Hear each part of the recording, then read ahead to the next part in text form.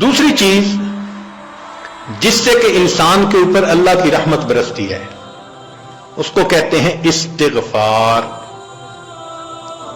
استغفر اللہ ربی من کل ذنب واتوب الیہ. قرآن مجید میں اللہ رب العزت نے حکم فرمایا واستغفر اللہ، استغفار کرو. ہمارے اکابر یہ معمول بتاتے ہیں روزانہ،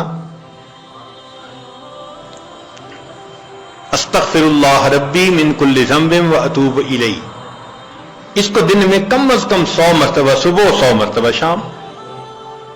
زیادہ وقت ہو تو 200 مرتبہ بھی پڑھ سکتے ہیں.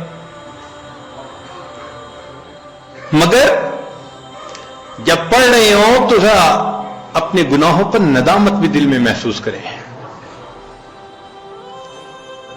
یہ نہ ہو کہ زبان پہ استغفار چل رہا ہے اور دل میں گناہوں کے خیال چل رہے ہیں.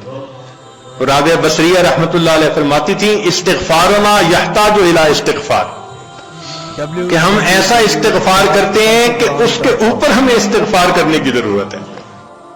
سبح برکف، توبہ برلب، دل پر از لطف گناہ.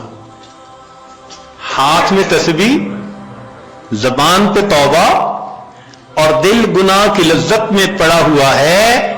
معصیت را خن میں آیت بر استغفار ما، میرے استغفار کے اوپر تو گناہ بھی کھڑا ہنس رہا ہے. تو ایسا استغفار نہ ہو.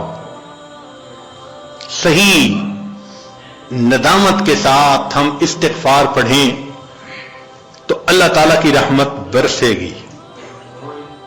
دلیل قرآن عظیم الشان، بات پکی. اللہ رب العزت شاہ فرماتے ہیں لولا تستغفرون اللہ لعلکم ترحمون. قرآن کی آیت. اگر یہ استغفار کرتے تو کیا ہوتا؟ اللہ تعالی رحمت برساتے. تو اس کا مطلب ہے یہ گارنٹیڈ بات ہے